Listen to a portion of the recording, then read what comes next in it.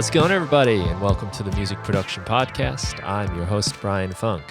Today, I have the pleasure of speaking to Rob Barbato. And Rob is a pretty experienced musician, producer, engineer. He's working for Squeak E Clean Studio Productions. Do you call it productions or just studios? Just studios. Yeah, okay. Yeah.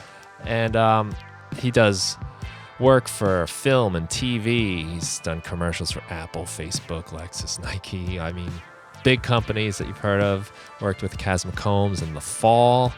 I think it's going to be a fun conversation from a guy that seems to have a lot of different perspectives and coming at the music business from a lot of different angles. So thanks for taking the time, Rob. Good to have you. Hi, Brian. Nice to see you. You too. It's always funny to do these like reintroductions in the beginning. Yeah, totally. So we'll try to make it as natural as possible. So I thought maybe we'd start off, as we said, if you could just kind of tell us what you're up to. Like, how do you describe yourself, especially with like such a wide kind of palette of work? How do you tell people what you do?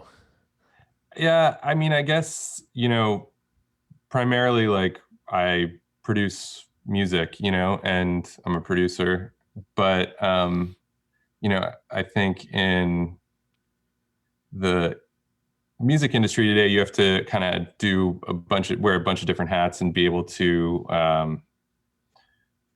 have a lot of irons in the fire, so to speak, to be able to make a living at this. So, I produce records, I compose for media, I creative direct for Squeak E Clean, as you're saying, and that kind of, I help other composers get their tracks into a good place to present to these ad agencies or brands, and I help the brands and agencies kind of get a clear direction on their creative for their different campaigns.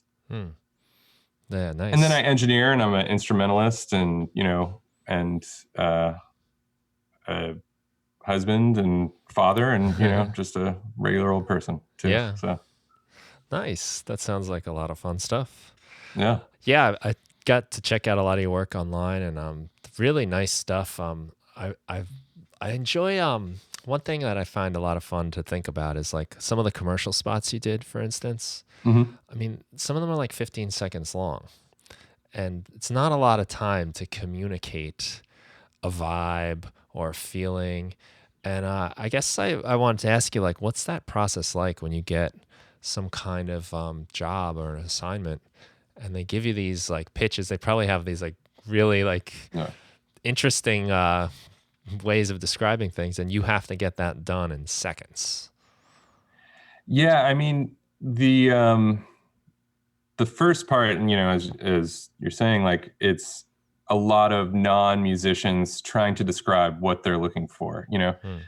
They generally come from like art direction or copywriting world where they're writers or artists or designers or filmmakers, and they don't necessarily have the musical vocabulary to articulate what sort of tone or energy or emotion they're trying to get across with their piece.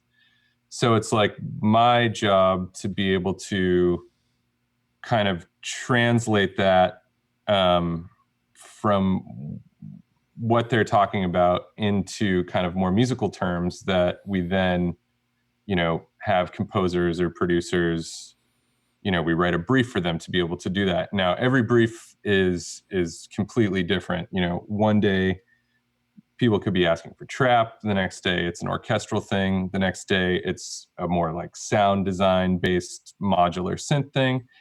And, as my job as a creative director is to put like the right players on the team. Cause there's like different composers have different strengths, and both internally at Squeak E Clean and then also through our freelance roster, which is just, music producers across the globe, who are in their studios just making music. So I get them the brief and help them, with their scoring moments and kind of get those points from the agency or brand across to them. but at the same time, I don't want to stifle their like point of view or like creativity. So a lot of times, we like to let people have the freedom to be able to create something that's going to be unique and not overly, watered down through what I think is necessarily the like best thing. I can just kind of like a guide in some ways. So, and then for composing for myself, um, I think I'm always trying to see how I can, support the film as best as possible, and whether that be through creating something that feels super cool and authentic and like it's licensed off an album, or something that feels extremely tailored and scored or filmic, like it's a score. So, and sometimes it just needs to be wallpaper that sits in the background and doesn't necessarily yell too much or take up too much of your attention. It's just supporting the message. So uh, every day is challenging, and every brief you kind of have to shift what hat you have on. So a big part of what you do is translate copyright Yeah, marketing material into musician material. yeah, totally. And yeah, into something that can inspire. And like a lot of times when you get these sort of specific briefs, and this is just from my perspective, is that versus when you're creating art for art's sake at home, and you be very critical of what you're creating, or you have this idea about what you're searching for what you want it to be. When you have these briefs, it sometimes makes it easier to create something in a short time period, because you have like limitations, you have sort of like a guide.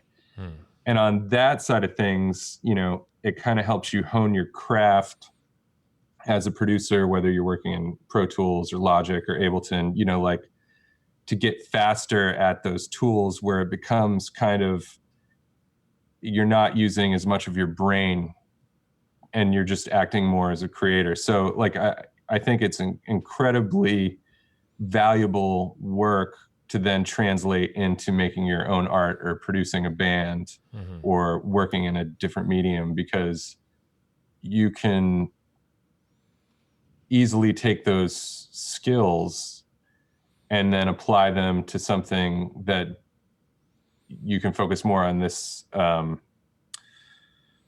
more abstract thing that you're trying to create, if it's art, and not necessarily have to use your technical side of your brain. So I think Right. it's really helpful in doing that. Yeah, because when we do our art, Yeah. we have this kind of, maybe not even like an idea yet. It's just kind of, let's Yeah. see what the inspiration comes up with and if the lightning will strike today.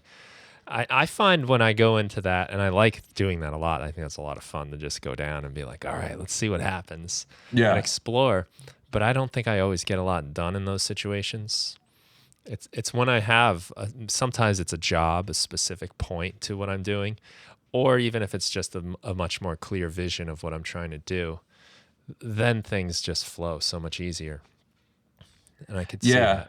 that Yeah. that's And I was just important. thinking, like, back to your question before, like, how do you get started on some of this? It's like sometimes, like, I'll just create like sort of a loop, and you just kind of like see what happens. I like to work a lot outside of the box and record real instruments and then process them a lot, because everybody is working with native instrument suites, and like everybody has a lot of the same stuff. So Hmm. I feel like the more you can either take that stuff and get it out into a real environment through reamping, or play something and then process it through like those tools, you're going to create like something that sounds unique and less homogenous with all of the tools everybody has access to these days. A lot of stuff can end up sounding similar, and one thing that I think all musicians and producers and artists are striving for is to have a, you know, unique perspective and unique sound. So yeah. And then you just wait till that in you know, it hits, and you feel good about it. Sometimes it doesn't, like you said, you don't get something done and it isn't the right thing, but you know, it doesn't mean that what you created there later for something else won't work, you know? So that's something you can save for later, maybe yeah, repurpose. exactly. Yeah. What is your process for reamping? What are some things you like to do? This is something I think people don't do enough of. Like, if once it starts in the box, it kind of stays in there. Yeah. But a lot of magic happens when you take things from the box into pedals, or, you know, what I really like to do is I will send into either my ARP 2600, or I have a make noise shared system and a Mark Verbos system, which is Euro Rack modular synth. And I'll use a lot of the filtering capabilities, the reverb on the ARP 2600. There's also a, you know, these internal speakers in an ARP 2600, and I'll, you know, distort them through the preamp in the 2600 and play out of there, and then mic that up and record it. So, nice. And then I'll run stuff through guitar amps and through pedals and stuff like that. Yeah, I mean, I think that's the thing. It's like, it's so easy to throw an instance of, you know, Sound Toys or you know, some sort of plugin, which I love and use constantly, you know, like, or like some UAD plugin, but everybody has that stuff, and you don't know like what mistake is going to happen when you are trying to figure out how to do it again. And then all of a sudden it creates this like amazing sound that then inspires you to do something totally different and have this like unique sound. So, I mean, it's easy with the amount of work we're doing at Squeak E Clean. It's easy to kind of fall back onto your tried and true tricks to like get stuff cranked out, you know, to meet the demands and the deadlines. But the more you kind of slow down and enjoy the process of what you're doing and get back to that place where you're a kid either setting up a drum set for the first time or plugging in a guitar amp, or, you know, messing around with that first synthesizer you get, and like the awe and wonder of just like figuring it out and like enjoying the process. The more you get into that, the more you can kind of harness that magic, and the more fun stuff is. So yeah. It's like you said, it's easy to set up an effect. Well, I could run it through my guitar amp, but I got the amp emulator in exactly. here. Yeah, I'll just throw that up. You know, it's like, but yeah, it's also fun, and you know, I mean, it's how you get stuff to be like authentic. I don't know. You know, it takes time though, and effort.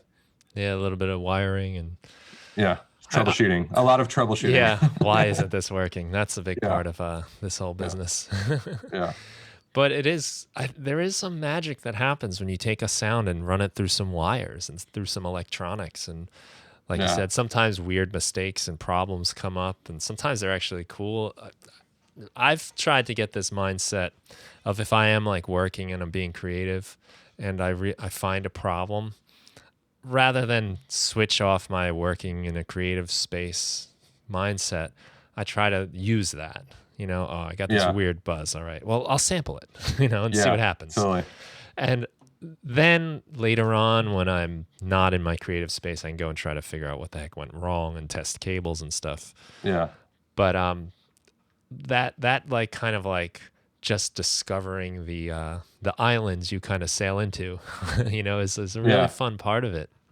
Yeah, it's some oblique strategies, you know, style stuff right there, where you're just like pulling out a card and being like, carry on, or just, you know, do the opposite. But like, yeah, I mean, that's the kind of stuff that you're going to get like an insanely unique sound if you then sample that buzz, throw it across your sampler, and pitch it down, that you wouldn't necessarily get if you were just pulling up Omnisphere or and I love all of these software developers too. Yeah. Like I just think that it becomes easy to just stay in that world because of its ease, you know, and that's like a huge part of I think technology and music and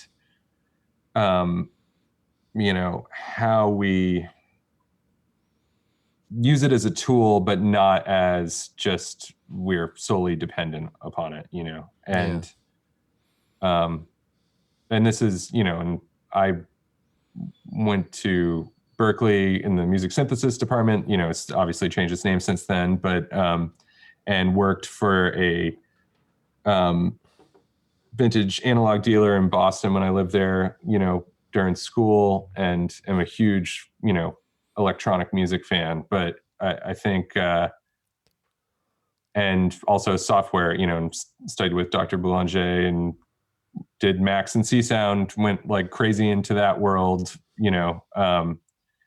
But I think it's about how we can combine all this stuff and then also interacting with real live musicians and sampling them and having them create loops and then processing that stuff. And the more um, you can combine all of that stuff, kind of the greater the sum is of your work. Yeah. Yeah, I like that approach. I can tell just talking to you, you're into the software side, of course, but Yeah. you're an analog guy too. You Yeah. appreciate that world, and the musicianship is even just something that's really hard to recreate if you're just in the Yeah. box, and that's where a lot of magic of music comes. That's why we love certain performers so much. I mean, a lot of them are doing the same songs other people did, but it's just the way they did it. And Yeah, hard to and put your I mean finger you on. can even look at that from like an editing perspective or like a, you know, cleaning up or tuning or whatever. It's like, where is the line that you're benefiting the song or performance by tightening the screws so much? And you know, like there's been a few records that I've made where I've tightened the screws pretty hard, and in hindsight, like I wasn't, and I'm not a, you know, someone who is like a crazy editor or is like you know, comping. I usually try to get the best performance possible, but um, I think you know, yeah, that's a line, and that's intuition, and you know, finding that place where you let the performance breathe versus quantizing or, you know, tuning it to death. Yeah, that is a fine line to You know, walk. Yeah. Because you can yeah, ruin a good performance, and you can ruin things by making it too perfect. I deal with that all the time. I always talk about fighting the perfection of the computer with yeah, a lot of what I do. It used to be when I first started with like a 4-track tape recorder, you know, I dreamed of infinite tracks and yeah, actually being able to play the drums well and, you know, yeah, tight performances. And as soon as I got my first little laptop with Pro Tools on it, I made everything as perfect as I could. And I was like, yeah, what? Like yeah, that super drag song from the 90s, Who Sucked Out the Feeling? I was like, what yeah, happened here? You know, like totally, where to go? Um, I, totally. I But think, also, what's funny is you could like quantize something completely incorrect, like wrong, mhm. and it can create this insane rhythm or, you know, sound you never would do if you weren't like trying to do that. So yeah, it's all about exploration, really. You know.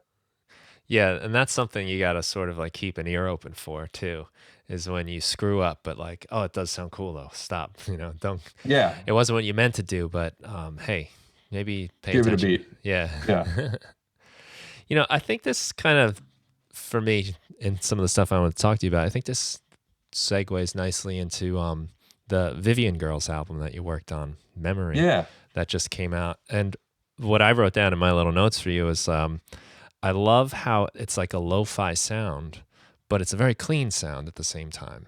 I really like how that album is sort of crisp and hmm, dirty at the same time. It's like a lo-fi sound, yeah, but it's very clean and clear. There's a really nice balance where it doesn't it sounds like a great recording, but it's still Yeah, got like this like kind of like human feel to it, where it hasn't been polished, and it's for sure. Yeah, I mean, the Vivian Girls have been known for like a very raw lo-fi sound, and like I didn't want to have them come back from their hiatus and all of a sudden have this big polished big rock record, that um their fans might have mm-hmm.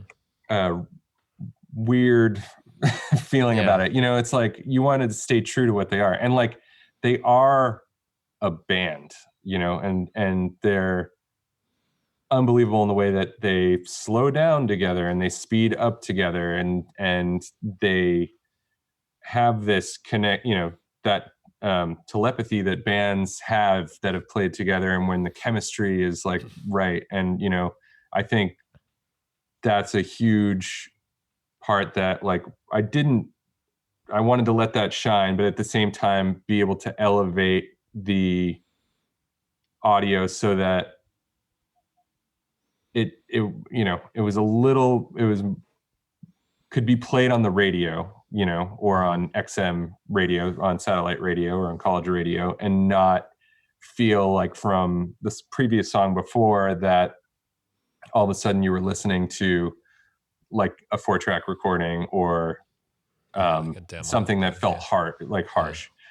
But also at the same time wanted to retain some of that harshness in the same way that like a Jesus and Mary Chain record Mm-hmm. has, you know, insane brittle waves of distortion, or like some My Bloody Valentine or Lush, some like a lot of those Creation records, and then have aspects of, you know, the Slumberland records or Twee records that, the C86 stuff, and kind of take all that stuff and just bring it up a little bit, so without going too far.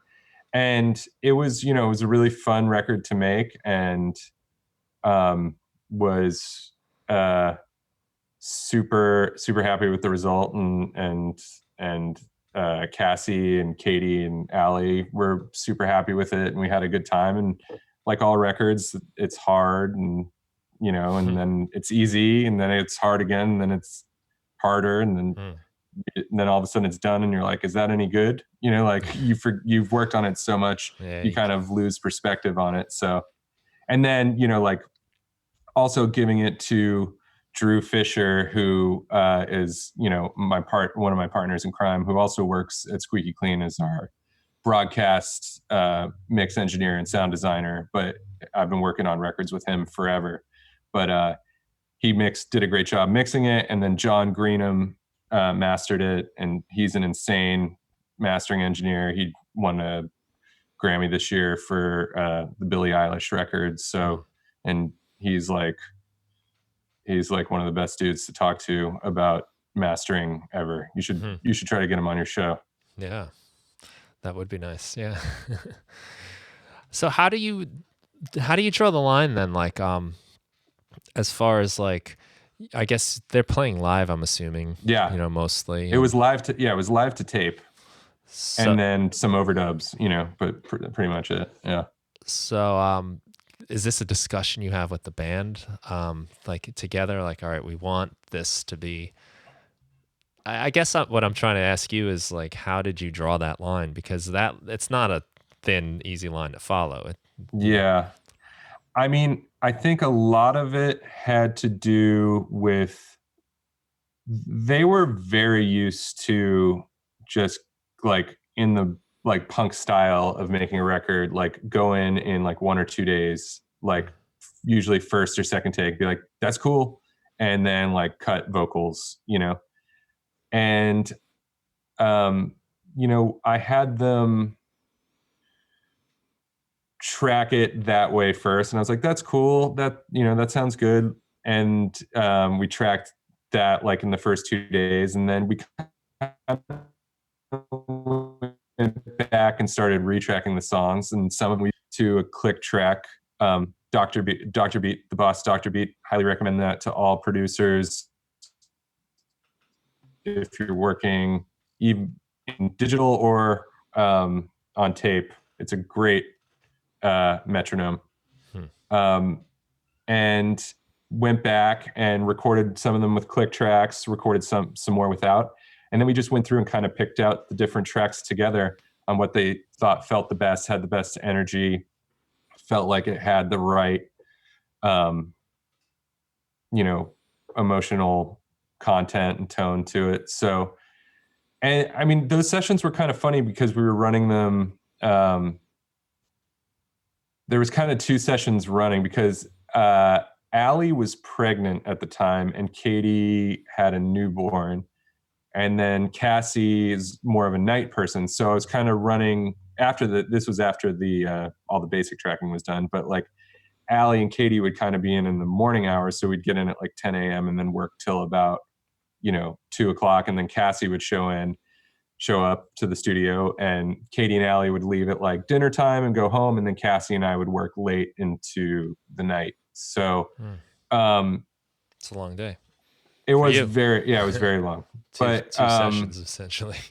Yeah. But it was great because the nighttime lent for a little bit more experimental stuff, like where you could try stuff. And if it didn't work out, felt very low pressure because people weren't like trying to get out of there. People were the people that had families to go back to, with the exception of myself, because we were recording in LA and my family's back in Austin. But,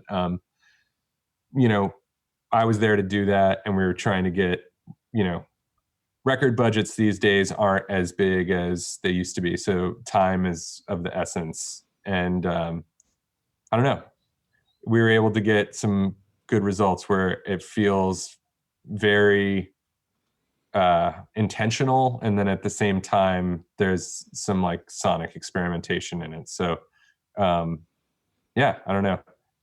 It was really fun doing it. And I'm really happy with how it turned out.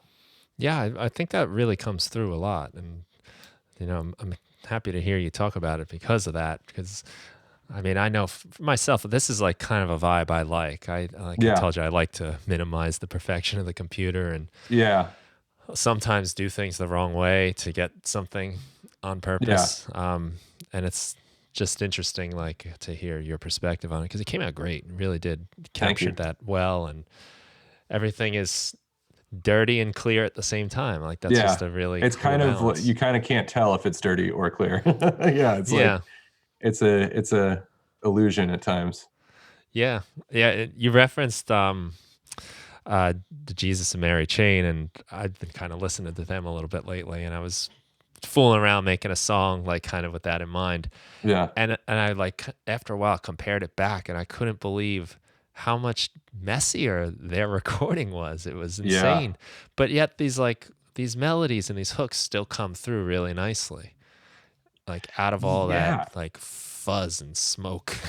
I mean, all of it is just like pop music in like the most classic sense, whether it's like the Beach Boys or Phil Spector or any of that stuff. Like, and like Cassie's like a huge Carpenters fan, and it's like it all comes from the same place.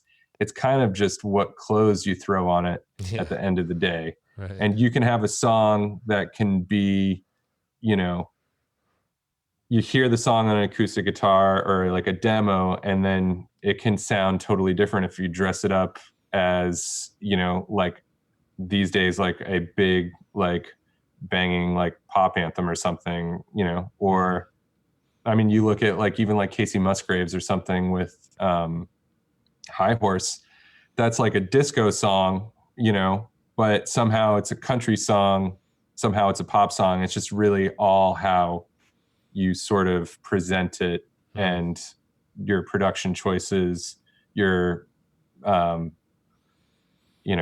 aesthetic choices. So that's the part of all this that's like so like interesting to me, because you can pretty much do anything you want, and there's there are no rules. It's just like, does it make you happy? Do you enjoy listening to it? That's what you should be doing. Yeah, I think about every rule I've ever learned about doing audio. There's a great exception to that rule somewhere. Totally. So do you find your experience in doing like very prescriptive like commercial and film work helpful when you're going into some projects like this where you need to sort of figure out like how you're going to dress the song, what clothes you're going to put on? Yeah, yeah, for sure. I mean, and like I also think it helps, you know, well, a producer can be many things in the you know arena of making a record. They can be Mm, an engineer, they can be someone who's helping with the arrangement, they can be someone who's helping with the songwriting, they can be a therapist, they can be a logistics person who's able to like put the whole thing together and keep the ball rolling to be able to deliver the record to the label, and I think every record is different. And, you know, as the producer, all you're really there to do is facilitate the artist's vision, hmm. and it's very similar to working in the film and ad world where your goal is to help facilitate, the client's decision, whether that be the director or the agency. I think I've learned a lot of skills logistically and on a production standpoint from the tight timelines and advertising that I can apply to making records to help stuff move forwards, at the appropriate pace for the budget, and I think, I mean, like some of this stuff doesn't sound interesting in terms of like what people think about as a producer, where you're generally thinking about like, well, are we, going to run that through the Echoplex? Or are we going to put a plate reverb on that? But sometimes it's just you talking to the record label, being like, we need this money at this time so we can get the session musicians in because they're available at this time. And it's a lot of that aspect too, like Yeah. administrative aspect. Mm, And I think from the advertising side of things, like I've learned a lot of skills from that. Like there was a record a couple years ago that was through Columbia, and I had to fill out full union reports for every musician on the session. And like if I hadn't done that in advertising before, I wouldn't have known what to do, right. but I did know what to do. Um, and yeah, I mean, I think creatively, you can take from the film or ad stuff is you always want to be, yeah, like painting a picture or supporting whatever it is in the song that you want to be like a supporting character, and each instrument can be a supporting character because um, sometimes it's the lead vocal, that um, and the lyrics that you want to be supporting. Most of the time, that's what it is you want to be supporting, and the story and the narrative. The sometimes it's the sonic elements, that maybe the vocal sits in lower because you want sort of this washy feeling, and you Mm, want to create a feeling because a lot of music is about expressing these feelings that are very hard to express in words, and whether it be like nostalgia or love or just like a feeling you have standing somewhere, like mm, and, and helping the artist get that out, whether it be like I said, a film or like a band song, like that's our ultimate goal as a producer. And then, unlocking that within yourself is like an even more difficult thing, but sometimes you need to be the foil to somewhere else. So like, I mean, I also think, even if you're producing your own music, like getting feedback from other people and taking the feedback um, to heart, and being able to take criticism and being able to see it from a different perspective is always going to help your music hmm. um, get to a better place, and that's also a huge thing from film or advertising is it's a very critical environment, and you have to be less precious about your ideas and be able to throw stuff out the window, try something new. So Well, yeah, I guess in film, like you said, sometimes it's just wallpaper, so that yeah, it doesn't matter how awesome that sound you made was, it gets in the way. You know, it's blocking the message, and that yeah, yeah, kill your babies, kill your darlings. yeah. And like, I Yeah, mean, just knowing that, like, you know, for sure you could make something that sounds like the Stranger Things soundtrack, but that's not going to necessarily work for a romantic comedy, you yeah, know, and like knowing what world you're in, and mm. respecting that, and being able to like transition your skill set to that is a huge part of it. Mm. So like a good track is really not good unless you have the context it's supposed to happen in. Because, like you said, like the romantic comedy with Stranger Things, it's like, what are you doing here? But Yeah, exactly. in the You're in the wrong context, room. yeah, yeah, I can imagine like that's probably a lot easier to put on someone else or to just like pull out of someone else's talk than really almost out of your own head. I Yeah, think, you know, to have like, oh, that's what you want. Okay, then we have to do this. You know, it's like there's that level of detachment is kind of nice sometimes, I guess. it is. It is. I mean, sometimes it hurts, you know, Hmm. when you really love how something turned out and you're like, you don't know what you're talking about, you Yeah. know. And sometimes you have to fight for that stuff, you know. Yeah. And but sometimes you also have to be able to be a part of a team for the ultimate outcome, you know. Yeah. And So you're serving a purpose. yeah, Yeah. Yeah. Sometimes your own like preferences and ego can get in the way of that. Like, but this sound I made, it's so cool. yeah. Totally. Hmm.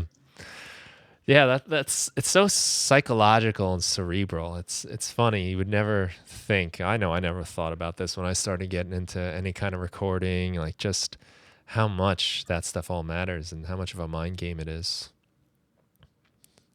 So there's the therapist part Yep. that you talk about as Yeah, the producer. totally. It's, I mean, it's like baseball too, with like people going into you know, slumps and stuff. You know, Hmm. when you get like writer's block, you know, like Yeah. that's a real thing. And um you have to figure out how to work through it sometimes. And sometimes you just have to like let it be, and not think about it. And then all of a sudden it comes back to you, you know? But Mm.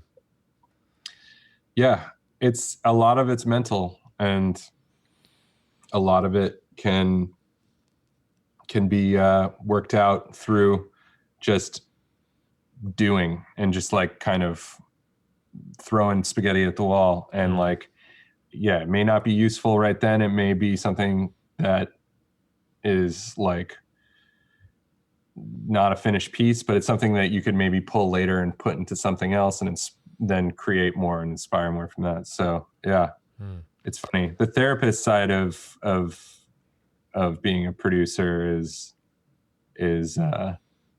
tricky sometimes, you know, because there's always a lot of egos and involved, and yeah, and like people want to have ownership over what they're creating, and people want to feel a part of it. So it's like being able to um, balance all that stuff. Yep. That is an age-old problem in bands Yeah. and in record making. Yeah.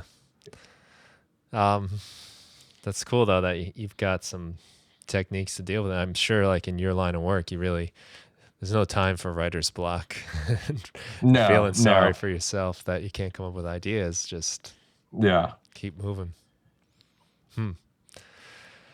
So, one thing that seems like a big part of the squeaky clean, um, like I guess like philosophy is like helping each other and this community. You know, that's like it's just like going on your site. It's kind of cool. Like, you know, you got like even just the fun drawings of all the different people in the Yeah. company. You know, it creates this like friendly thing.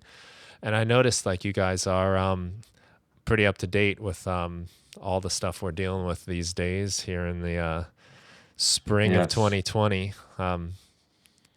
With you know, Yeah, we just started the Squeaky Cares initiative, which basically, you know, we work with a lot of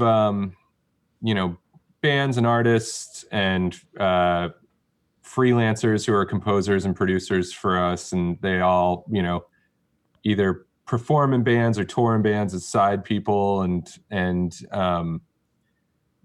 since the touring industry is now like really shut down for we Yeah. don't know how long it's going to be shut down.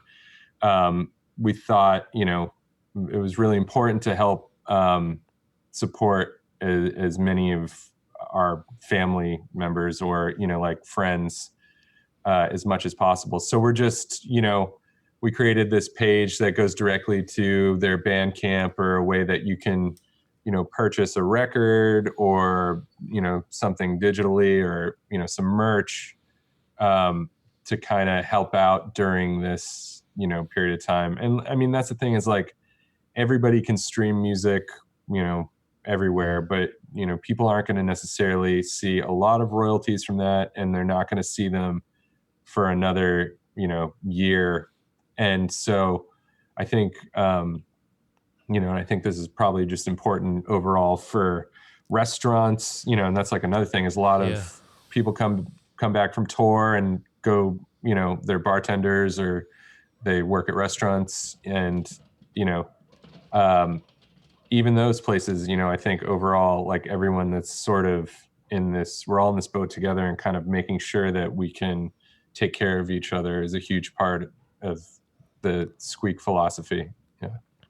Yeah, I mean, you're totally right that supporting the small businesses and the artists and the creators um is never, it's never been more important, because Yeah. yeah, I mean, like live music is essentially canceled until Yeah. who knows. And Yeah. just so many people are trying to survive off that. And even I saw you had the little section of that site about the Vivian Girls, who just finished an album, and now Yeah. you can't tour and promote it. And Yeah. Yeah. And, it's and it's like Squeak E Clean has always been like a really collaborative place with artists, and trying to be like a conduit between the brands, bringing the brands and like their funding to the artists, and then also getting these like cool artists to the brands, where it's like this is a great opportunity for you to partner with these amazing musicians who are making like great stuff. We've always seen ourselves as a conduit for that, and I think the Squeaky Cares thing is just like, we Deb who and Christina, who are two of our EPs, came up with the idea, and are just they were just like, how can we help immediately right now, and that seemed like something that we could do really fast. And I think as this whole crisis continues on, we're going to try to figure out more ways of helping people, and how we can just keep this whole thing we call a music industry or civilization or whatever going, yeah. so.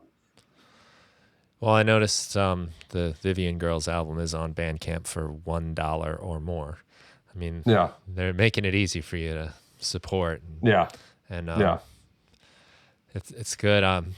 What are you thinking? Like, do you have any ideas, any thoughts for musicians and producers right now? We did say, like, one thing we do have is a lot of our work is in isolation, right? To begin Yeah. with.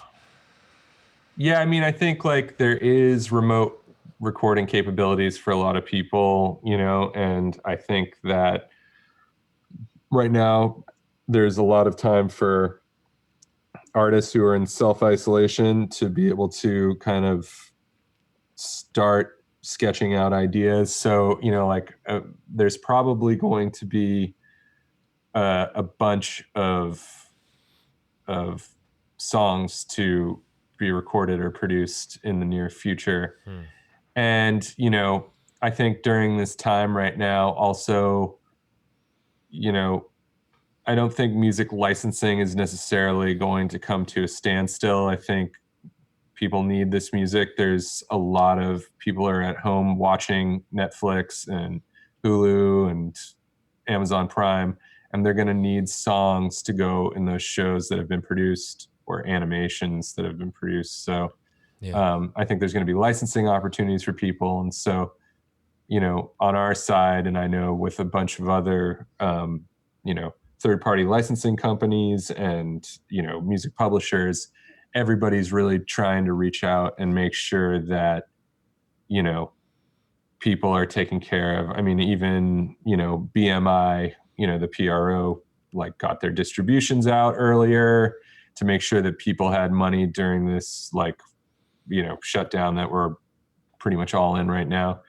And yeah, I mean, I think it's an ever evolving situation. And, you know, all we can do is really just look forward to that day when we can see live music again, or, you know, and Yeah. not have to be 6 feet apart from each other, you know, so, or, you know, less than 2 people or 10 people in a room. So, Yeah.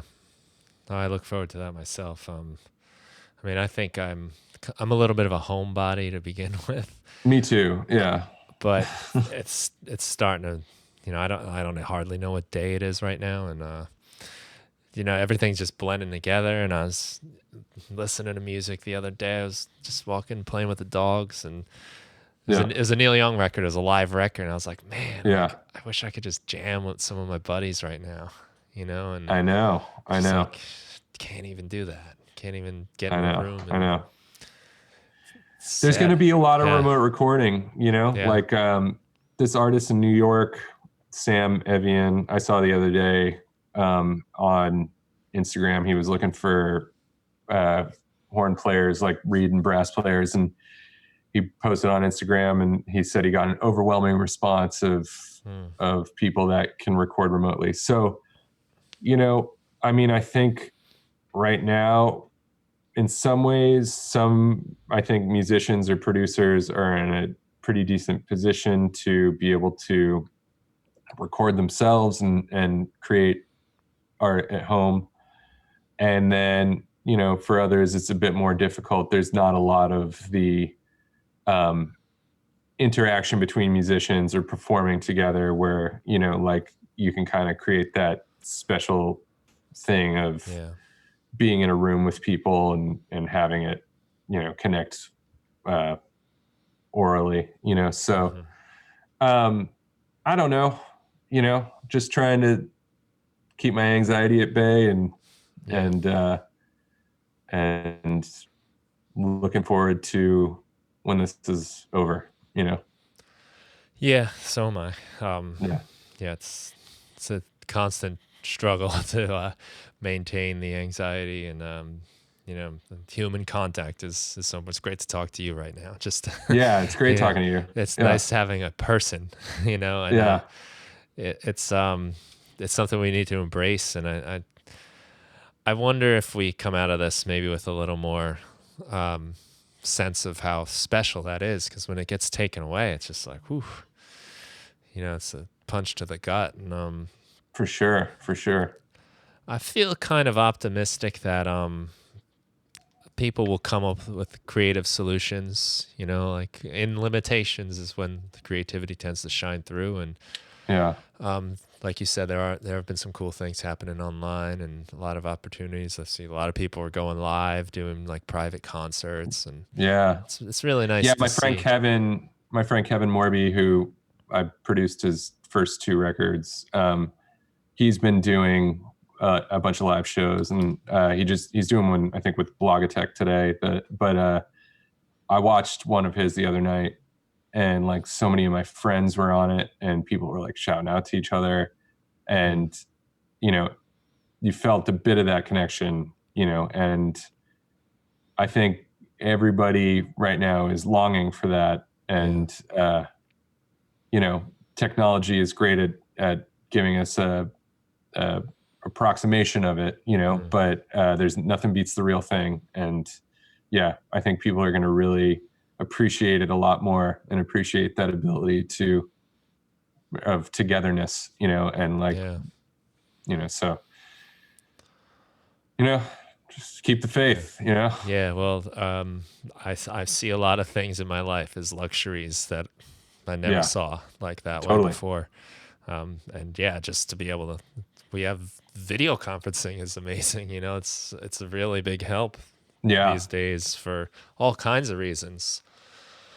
Um, And what's funny is this isn't, you know, because I'm in Austin and I work remotely here. The video conferencing like isn't something new for me. You know, mhm, it's like I do this on a daily basis. yeah, So this isn't shocking for me. You know, and I have like a dedicated studio that I work out of versus I think a lot of people who are in the transition to uh, work from home. It's maybe a little bit more difficult when your kids are there mhm, and there's distractions and your internet isn't as fast and you know like but it is something that is doable and I feel like I'm in a better I'm not as out of my element than I normally am. So, but it's more yeah, just like at the end of the day, being able to like go out to dinner or, hmm, you know, go just do stuff or go to concerts or, you know, that kind of stuff. You really miss it, you know? yeah, absolutely, absolutely. It's an interesting time. I think we might see some cool stuff happen though. Yeah, From I do too. I'm holding on to that hope Yeah. anyway. You know, I think there's a lot of people trying to figure this out, and um, yeah, you know, this is interesting for sure. Um, Yeah. what are you planning on doing? Uh, continuing work? Is this like Yeah. Work's been pretty busy. yeah? Um, and I'm just kind of cranking away on a bunch of tracks and some work. You know, creating kind of pitches for stuff, and then talks about collaborating with an old bandmate of mine, Tim Presley, on this project that he has coming down the pipeline, Hmm. and um, trying to figure out the logistics of that because he is not as I think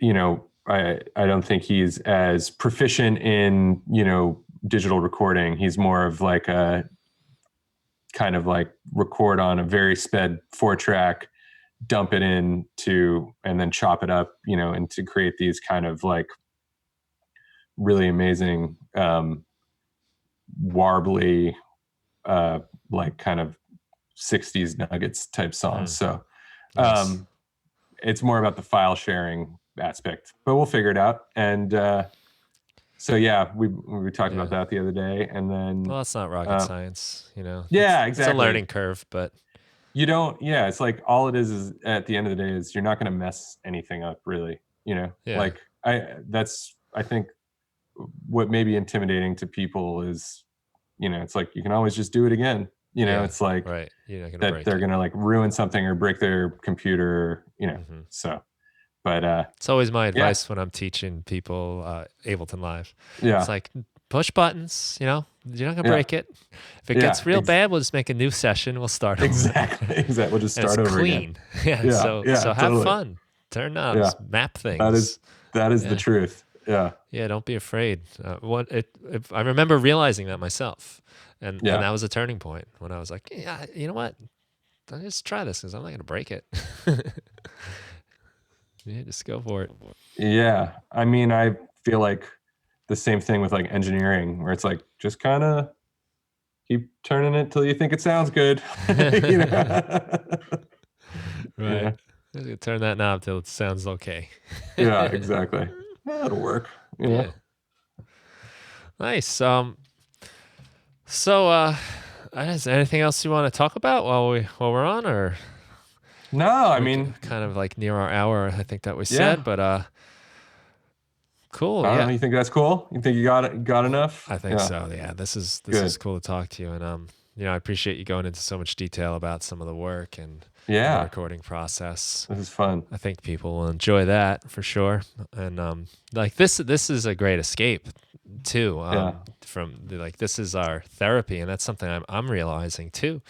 Is Yeah. I've become very like focused on getting things done and moving forward and finishing things, and that's important. You need that, but sometimes you forget, like, you got into music because of like the therapeutic thing, and Yeah. Yeah. It's cathartic. Yeah, for I was sure. sitting Oh, I down do with want to add, yeah, one more thing. yeah, If sure. there's any like producers at home that are interested in trying to write for uh, commercials, feel free to reach out to me. So Oh, cool. We'll put a link in the show notes. yeah, But that's Squeak, SQUEAK, the letter E, then clean.com. SqueakEClean.com. And then you'll find all that cool stuff. A lot of cool yeah. work on there. And your site too. I had a lot of fun Thank watching you. some of your videos and seeing your Yeah, work. I need to update that. It's been a few years, but there's been a lot more work and a bunch more records that I Mm. haven't put up there. So uh, it seems like by the time you get your website updated, it's you know Mm-hmm. it's time to do it again. So It does. I put up something that was like kind of timely recently, and I was like, I'm gonna have to remember to fix this in like a month, yeah, to make myself a note. It's true. yeah, That's the another hat we're wearing here, and this exactly. it's not like, I guess, how it used to be. Yeah, But yeah, I think this is a good time for us all to embrace the just fun of creating and sharing, and we still can connect with people, which is great. So embrace yeah, that and enjoy it, because man, can you imagine if this was like the early 90s, and we didn't have all these methods of yeah, connection? This would be really tough. yeah. It would just be like caller ID. You Yeah. know, Oh my God. I can't call waiting. imagine That's all we would have had. we used to have life without caller ID. You didn't. What a gamble Yeah, picking up the phone was. yeah. Hello. Yeah. My parents have a bird, and that's like one of the things he says when the phone rings. Hello. Like this unsure, like almost defensive hello. Amazing, amazing. Yeah. All right, Rob. Well, we'll say goodbye to everybody. You can go to robbarbato.com. You can go to squeakyclean.com. And I'll put links in the show notes for all this stuff, and we'll get as much of that in as we can. And yeah, I just want to thank you for your time, though. Appreciate it. Awesome. Thanks so much, Brian. Cool. Thank you. And thank you, everybody. Have a good day.